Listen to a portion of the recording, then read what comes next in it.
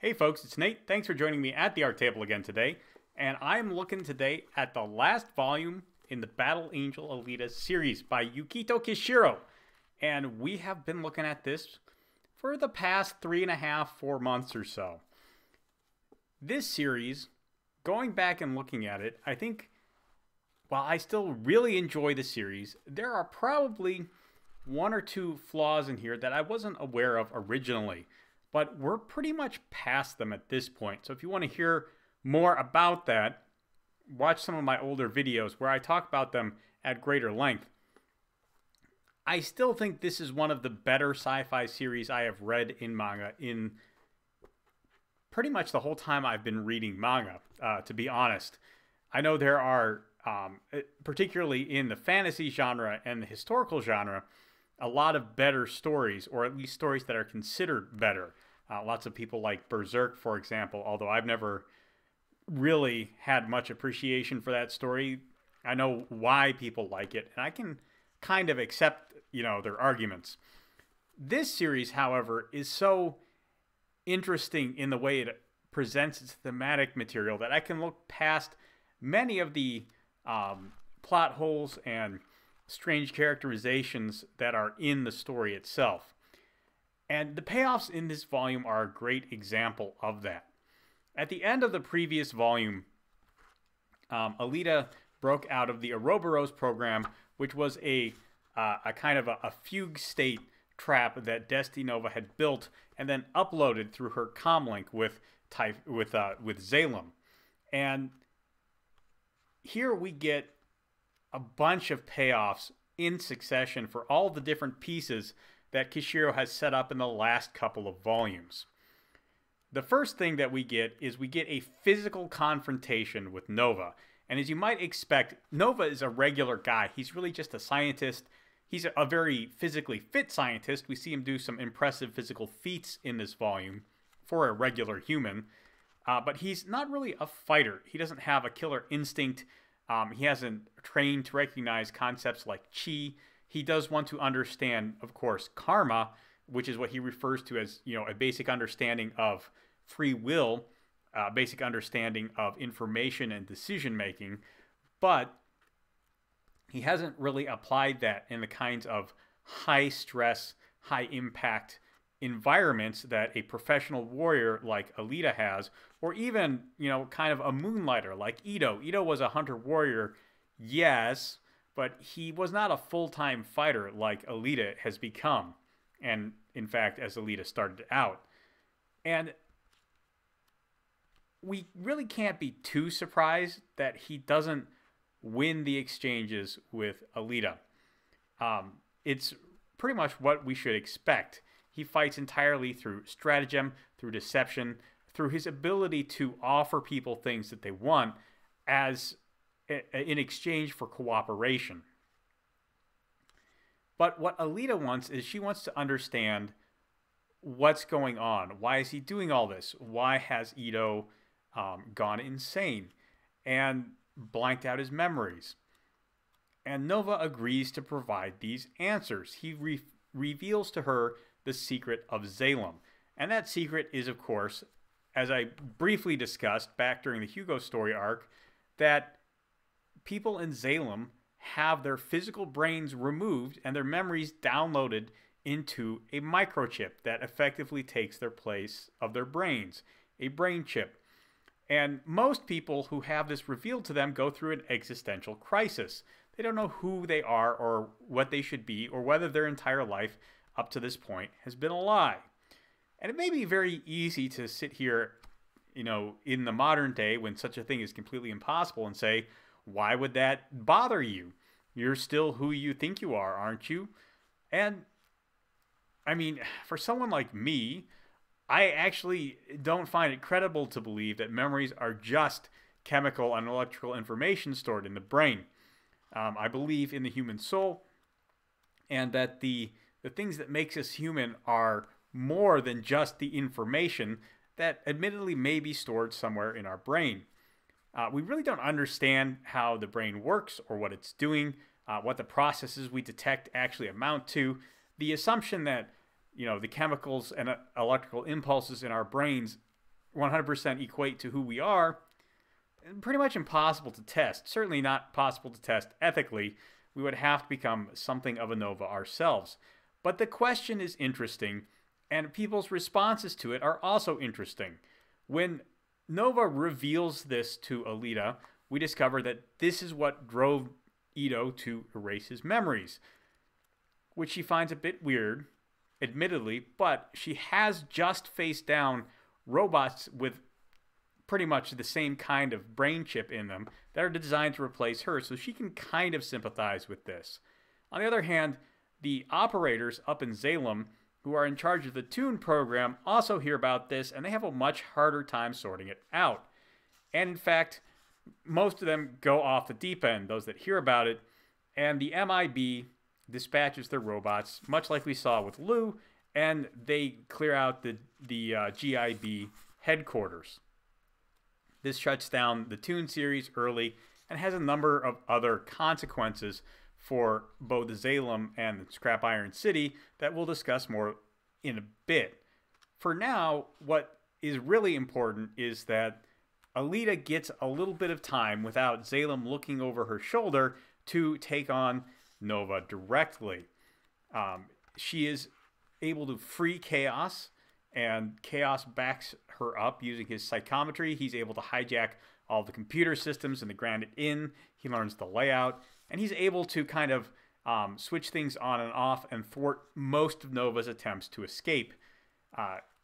He reveals some of the evils that Nova has been up to Alita.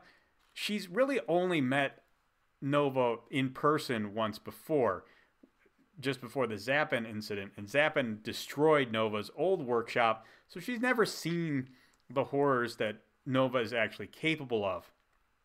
And while she is moved to a certain degree of sympathy by the revelation that Nova has been deeply violated by having his brain cracked out and replaced with a computer chip, against his will, by the way, Zalem does not tell their citizens that this procedure is done to them when they come of age. The revelation of many of Nova's crimes and atrocities is enough to drive her to continue seeking to put an end to his work. And it also serves as kind of a reminder for readers that Barjack has played their part in this. Like, Den, we can kind of sympathize with his hatred of Zalem, his desire to drop the city in the sky. But ultimately, we see that he is just as bad as they are. And his anger and hatred to them is less rational. It is more an impulse and not a response to the evils they do to the society around them. And that is important for the thematic balancing that needs to take place in this volume, because this is the last volume. Everyone's story arcs need to work out. Either they will find that point where they balance their impulses and their desire for order, or they won't. So Alita runs down Nova. She takes out both of his henchmen, which ultimately she had to do. These were not particularly compelling obstacles for Alita. Really, they were just people that Nova worked with, and I don't know if there was ever any plans to have them be more than that. I kind of feel like there might have been some thematic line that was originally supposed to be explored with them. In particular, Nova had a woman that he kept around who looks down on Alita because she's a cyborg, and this woman is an entirely human person, and she sees human flesh as an important part of it. She's a very carnal creature in every possible sense of the word.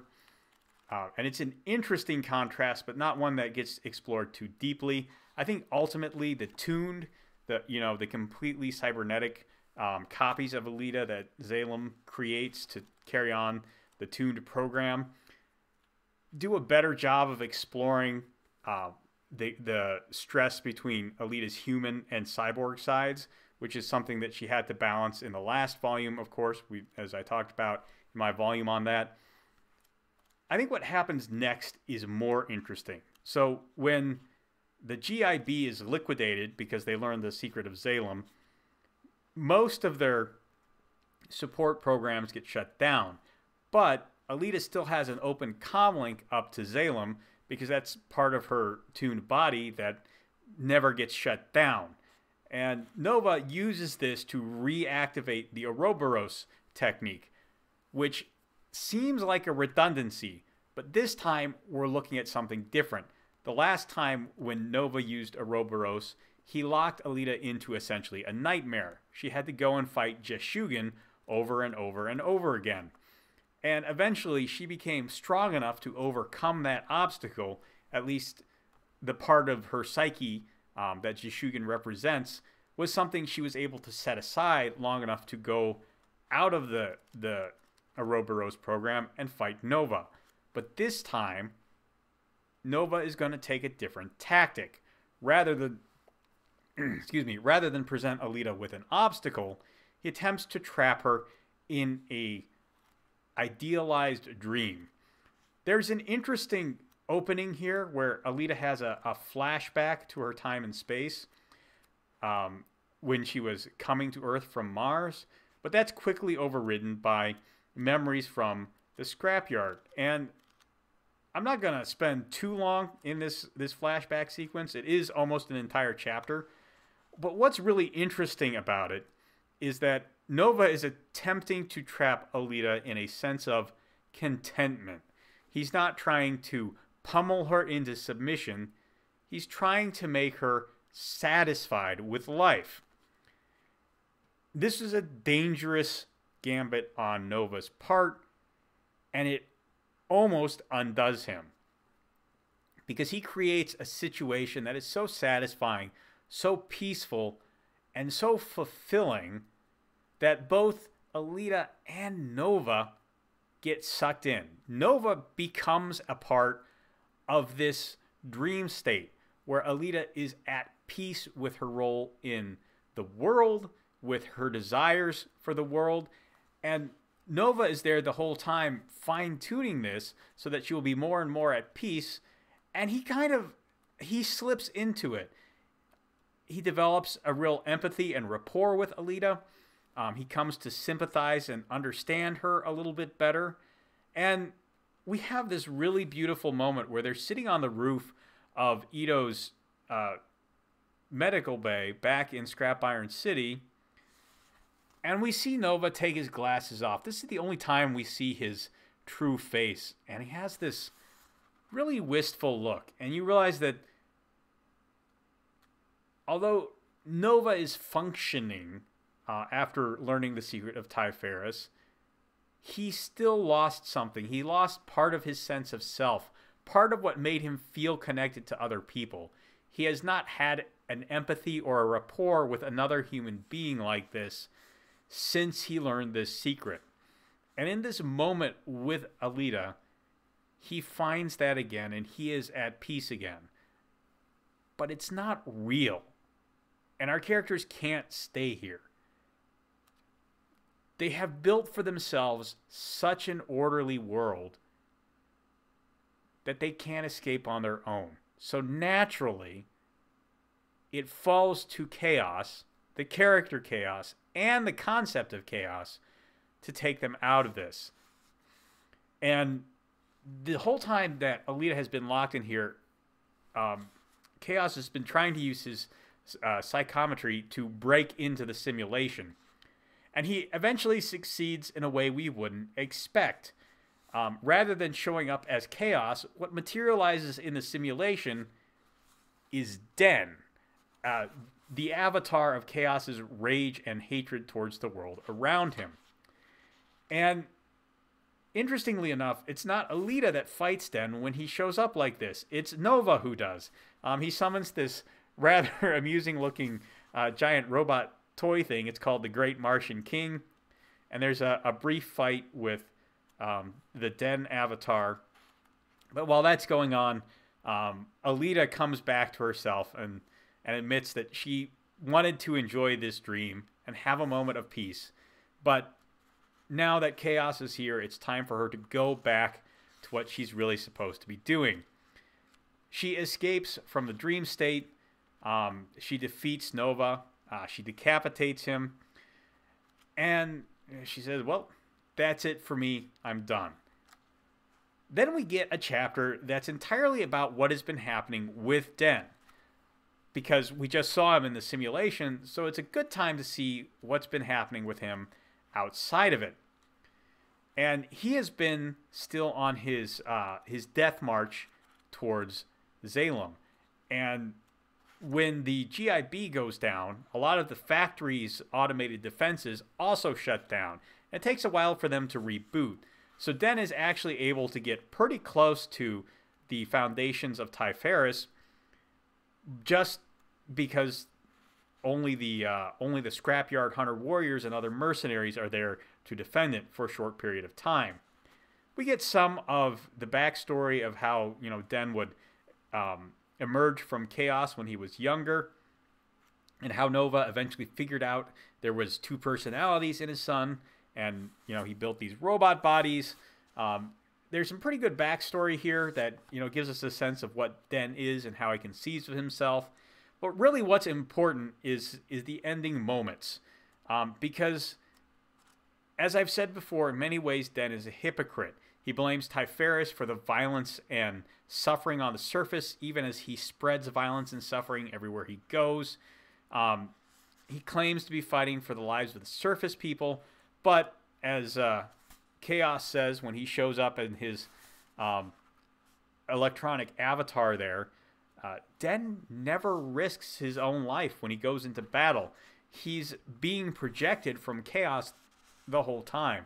So even the mechanical avatar that he uses, his centaur body, previous incarnations of it that were built more like a samurai, he was never in any danger of dying, no matter how much damage was done to these bodies, because they weren't really him. Chaos is really Den. And Den refuses to accept that. He refuses to accept he's a part of Chaos, and so he's slowly dying. Or at least, he's slowly becoming less and less relevant to Chaos. And because Den has no more part to play in Chaos's life, he's not going to last much longer, even if he does get to the base of Zalem. So he took Kiyomi, the little girl from Kansas, the bar, that has been around, like I said, since the days of Makaku, whose evolution has been kind of a testament to Alita's own. And she's been riding with Den on his last charge. And Chaos says, you've got to leave the girl behind. You're in no danger of dying. She is. And then eventually he makes his one moment of character growth when he is challenged by Kiyomi's father. He sees her with Den, and he's been wondering where she's been ever since she rode out of the scrapyard months ago. At this point, she's been outside of the scrapyard for about 8 months, so almost a year he's been looking for his daughter. And he finds the courage to go out there and confront Den. Kiyomi doesn't really want to be left behind with her father. She said she's going to die with him on attacking Zalem. But Chaos has gotten through to Den. And he takes her and he drops her. Says, if you're ready to die with me, then you can die here. But she doesn't, because her father runs out and catches her. Now, that breaks both his legs. He's not in the best shape. He can't really catch her, but he does save her life. And Den sees this, and rather than actually, finish the job that he started and kill them both, he goes on his way. He continues towards Zalem. And this is, I think, a sign that Den is starting to recognize that he's not a good actor. He thinks that his crusade is just and right, but he's starting to see a lot of the devastation he leaves in his wake. because Chaos has pointed out to him he's not got any skin in this game.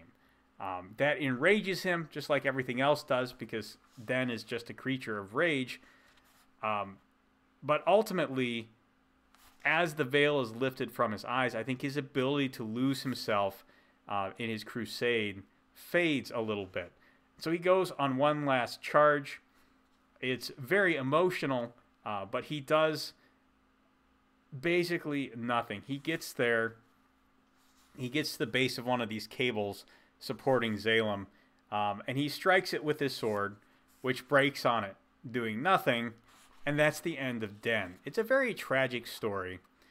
We're not really sure whether his resolve not to go back and rejoin with Chaos is a meaningful one or not. We never see any signs of Den again, but Chaos is pretty much normal after this point. Previously, when Den was dominant in Chaos's body, Chaos could speak normally. When Chaos was dominant, he had to speak through radio waves using his psychometric gifts. Now Chaos can behave normally. He has full access to his psychometry. He is more assertive. He is more in balance. His past-facing self and his future-facing self have been united. He is ready to go out and do a great work to continue what he was trying to do before. Lucy, or Lou, Alita's handler in Zalem, gave him a set of blueprints to build a tower using materials and tools in the factories and Scrap Iron City up to Zalem, effectively uniting the heavens and the earth and making a conduit between them that will allow them to, well, at least allow them to talk to each other. Not necessarily create peace between the two worlds, but certainly begin the process. So Chaos goes off to do this. Alita goes off to meet with Figure. And as she is traveling, we get the big twist. As I said before, in her confrontation with Nova, she decapitated his body, but she really underestimated what Nova could do with his futuristic sci-fi tech. He had backed up even his brain, so he has actually a brain chip up in his head, and another one down in his belly. So even when you cut his head off, he isn't necessarily dead, unless you also take that backup chip out. So Nova survived. We get a really funny shot of him with his shirt open and his face sticking out of it. Yeah. Look at that. What the heck? Really, really weird guy there. But he ambushes Alita and blows up her truck. She never gets back to Alhambra to meet Figure. Instead, when she wakes up, she is on Zalem. He's gone up there. He's been offered an opportunity to go up the space elevator into outer space and meet with the upper orbital, I forget what the technical name is, but basically the government of the greater solar system. They're interested in his research. But in the meantime, things on Zalem have to happen before he can make that trip. And he takes Alita with him because he considers her a research sample. A lot of stuff happens on Zalem that is only tangentially important to the resolution of the story. Lou is initiated into the secret of Typharis, and she manages to... She just takes it kind of in stride. It's funny because she has the hiccups when Nova starts telling the story, and hearing the secret of Zalem startles her so much she doesn't have the hiccups anymore. But otherwise, she's completely stable. And clearly Nova is impressed by this because you hear him go, ooh, this is an interesting... Of course, Alita's not going to let him mess around with Lou. The other major revelation we get is the nature of Melchizedek. And... Melchizedek is a computer that runs Zalem and keeps everyone stable and in order. She kind of designs the brain chips that everyone uses, and it keeps them from developing these really wildly out of place emotional impulses. Basically, we learned that Zalem was used as a test case for people who would be sent on space colony expeditions beyond the solar system. And in order to keep them from fighting too much, from there being too much conflict on these major colony ships, the brain chips were developed to help keep people in line, essentially. And you can kind of see the logic there. Create these unbreakable societal bonds so that people who have nowhere else to go, who are stuck on this colony ship for hundreds of years as they travel to, the next habitable solar system, so they don't kill each other and wipe each other out. It's a very dystopian feeling, but you can understand why they would feel driven to it as they set about this project. What I find really fascinating is Endjoy. Endjoy is something we are introduced to actually before most of these revelations, but I think it's very emblematic of what Zalem really is. It's a superficially harmonious society, yes, but we've also seen the arrogance it breeds, the kind of violence it perpetrates on the surface, and Endjoy also introduces us to the kind of violence it perpetrates on its own people. This is Endjoy, and it doesn't look like much, right? It's just a little booth, and Alita sees people going in there and not coming out. But she's told by Dr. Collins that it is a public suicide booth. People can just go in there and end it because they have the right to die. And we get this moment where Alita goes in there and she's so incensed, she wrecks the booth. Because it's not like she hasn't wanted to die ever. In fact, we've seen her contemplate just giving up many times in the story. And I think that's why she's so incensed. Because every time she wanted to give up, when she ultimately pushed through, she found that there was a dignity and a meaning to her life that she could not see in those lowest moments. And Endjoy, rather than acknowledging that dignity and that purpose to life, tells you it's empty and it's meaningless and you can just throw it away and nothing is hurt by that. And we get this moment where she tears out the guts of Endjoy, and all we see is this giant meat grinder. This is not a thing that promotes dignity or meaning or purpose to life. It does not say that Typharan or the people of Zalem are worthwhile human beings. Just says they are part of a machine that will grind them up and throw them away when they no longer have any service to give to the greater whole. And that is the mindset, I think, that really illuminates Zalem to me. Not so much the exposition dump that we get from Melchizedek or this talk of space colonies. All of that is very good as a in-world justification for why the society is the way it is. But philosophically, Endjoy embodies Zalem to me far more than any of those little tidbits of world building. Not that they aren't important. They do serve as a glue that keeps the whole narrative together and prevents it from falling apart.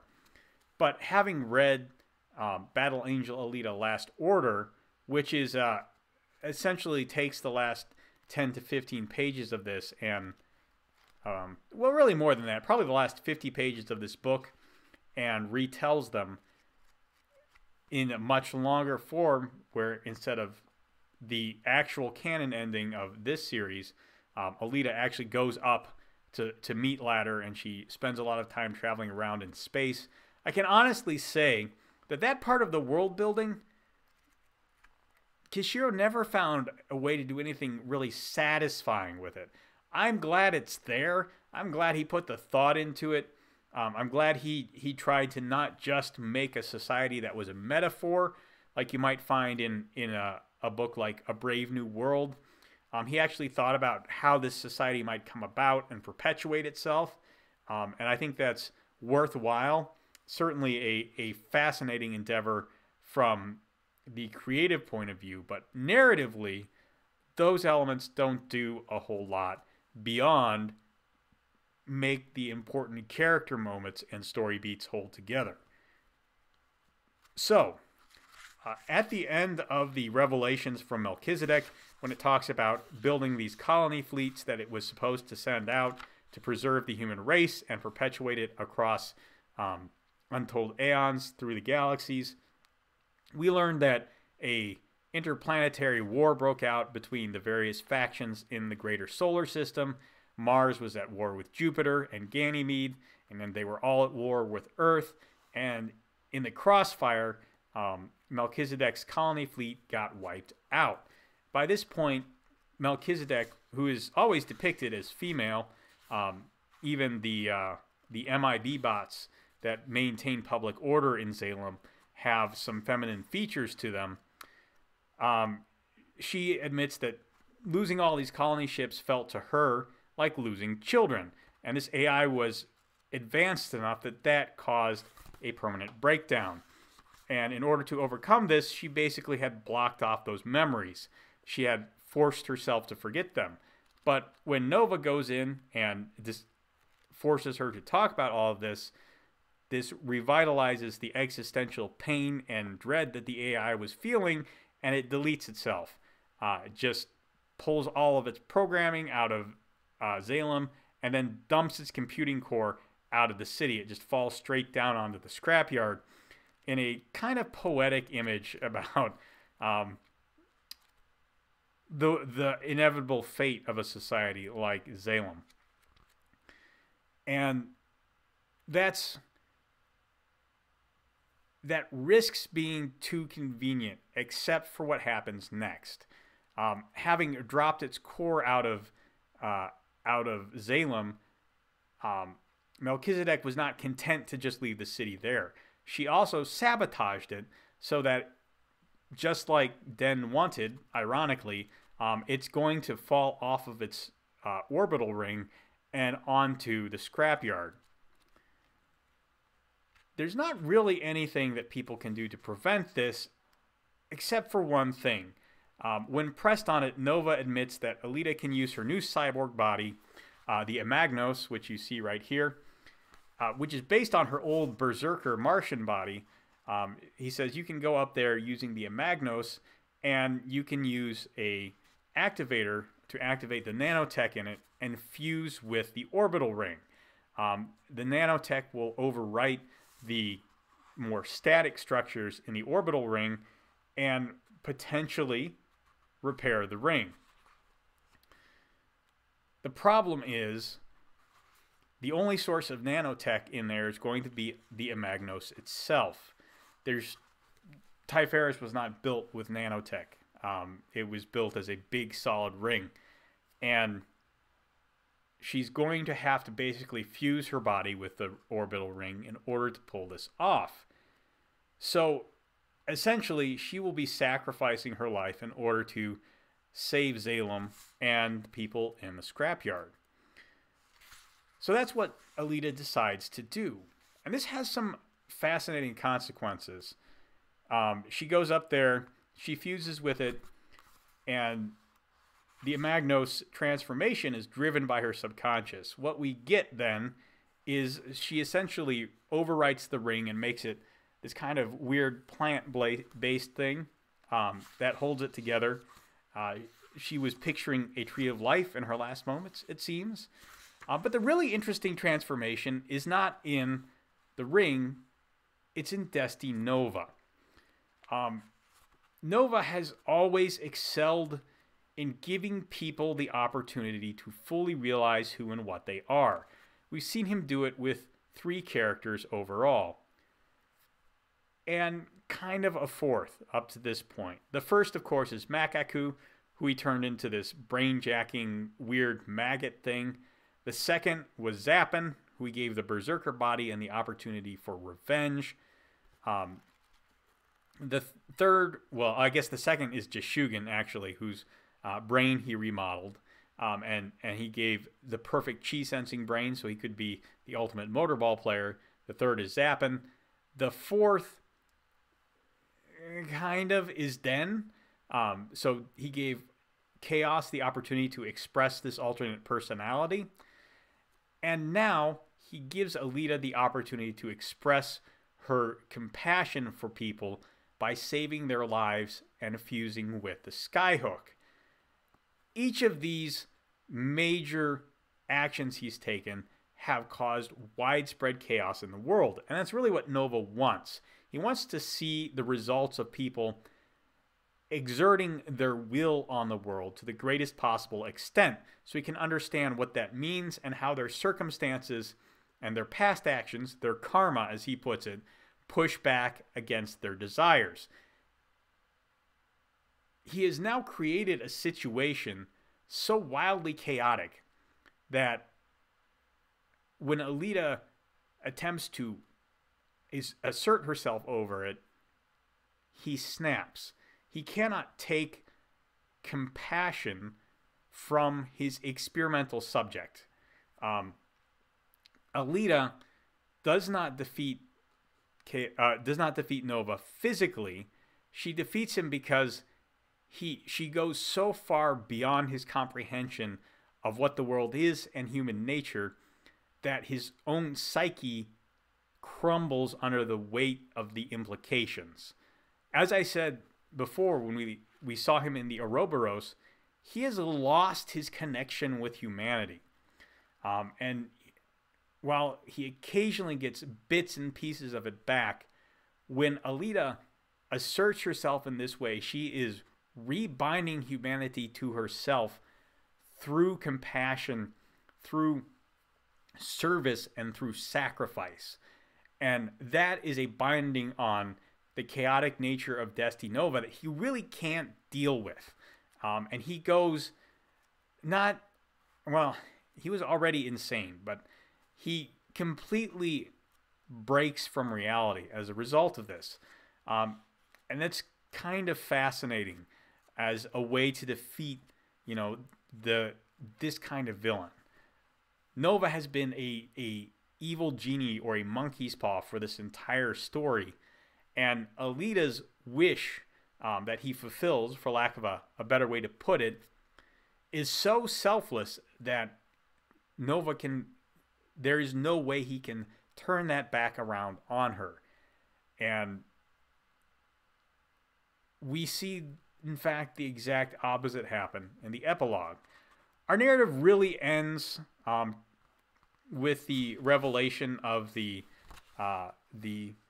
great flower or the great tree, whatever you want to call it. This is the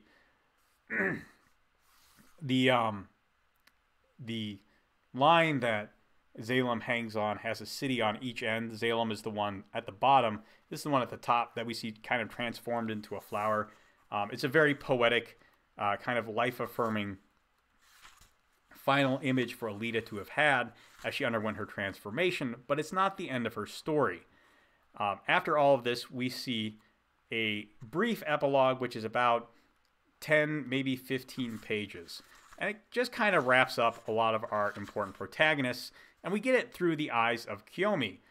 This is 5 years after Alita fuses with the Skyjack that suspended Zalem, and she has written a couple of books. First, she wrote down her memories, and using the photos from Mr. Buick, she writes the Barjack War Chronicle, which is memories of her time with Barjack.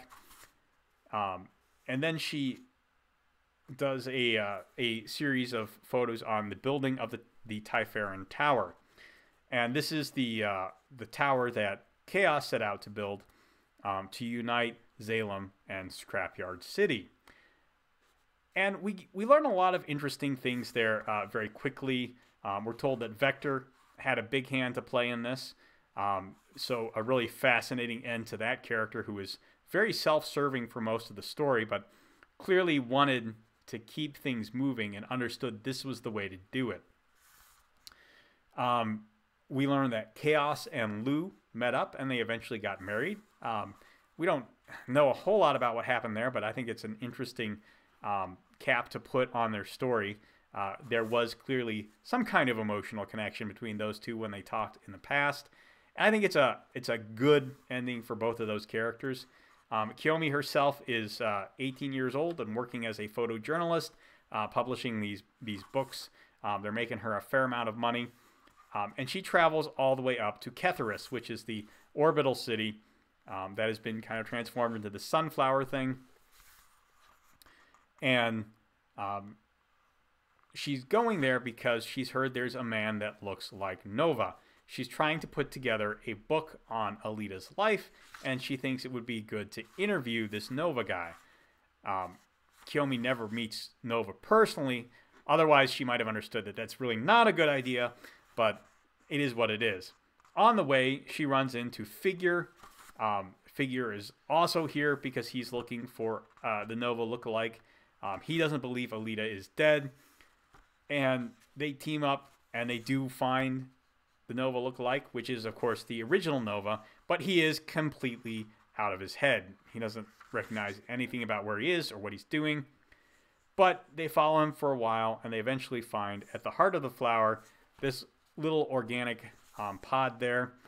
And they find that Nova's stomach biochip occasionally asserts itself, and Nova becomes much of what he was in the past. That instance of his mind and memories having not directly borne the weight of Alita's sacrifice, he is still somewhat functional. At least he's not insane. But because Nova's tendency is to twist wishes, he kind of has to play his hand here. He has to twist this situation just a little bit more. And so he looks into the Tree of Life, as people have taken to calling it, and he discovers that some of Alita's DNA is still detectable in the carbon nanotube structures that make up the Tree of Life. And he does some work, and he eventually has reassembled Alita in this pod, and they rescue her, and we have this really nice closing shot of her together with Figure having a happy ending. And I like this for a lot of reasons. First, it shows that Nova has, to an extent, been reformed. Now, instead of twisting people's wishes, he is able to tweak them so that they get more than they thought they could, at least in this instance. Second, it shows that Alita gets something at the end of her long struggles. And third, I'm a sucker for a happy ending, I guess. And that's one of the reasons why I like this more than the Last Order continuation. All in all, I think the work Kishiro does here, exploring the contrasts between, order and chaos, and these various other polar opposites, the past and the future, man and machine, free will and destiny. These are all things that are played around with in this story, but he also does it in a way that gives us a real sense of the characters and brings us to a very satisfying conclusion, at least until he decided to go back and tinker with it. So it's a great series. I think I've said far more than I ever expected to about it. I expected these videos to be about 15 minutes a piece, and I think they've all been at least half an hour. This one is shaping up to be about 45 minutes. And the work that's done here is really impressive. He plays with his themes a lot, and he does it from a place of real understanding for the human condition and a position of compassion for it.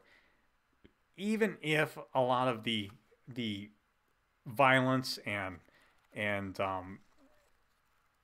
extreme gore and very dystopian world make it hard to appreciate that on a casual reading, you can really see an understanding and a hope for humanity that doesn't come through right away. I think that I'm not going to do a character wrap up for this one. So this pretty much ends my thoughts on the series. And no, I take that back. I will do a character wrap up for Alita herself. I think it's worthwhile to try and take all the thoughts I've had on her and condense them, boil them down, and look at the thematic through line. But for the other characters, I think he does a pretty good job of making their stories self-contained, very clear and impactful in the parts of the story where they're actually important. So that's very impressive. Do I still think this is one of the best manga ever written? Yeah, I kind of do. It's not as airtight and monumental, I think, as I thought it was before this reread. But I think that's okay as well. As I get older and more analytical and more aware of the small flaws that can work their way into any story, the less I concern myself with them in the works that are really strong in their fundamental structure and their understanding of their theme, their message, and their execution. There's going to be some flaws in anything, and I don't think the ones in here are really deal breakers in any way, shape, or form. They all work really well as a part of the narrative, even if, especially rereading, the chaos parts, I look at some of the things he does and I think that can't really work that way. But that's okay. That's okay. He's not the main character, A, and B, they don't really influence the warp and weft of the story too much. So, a great series. If you haven't been reading along with this, hopefully hearing me ramble about it for about 5 or 6 hours now over the course of these videos has convinced you that it's worth your time. I still like it. I think it's really good. And I haven't really seen anything in sci-fi manga that approaches what Kishiro has accomplished in this. So give it a look if you're so inclined, and let me know what you think down in the comments below. There's a like button and a subscribe button down there. You can use those as you see fit, and I'll talk to you later.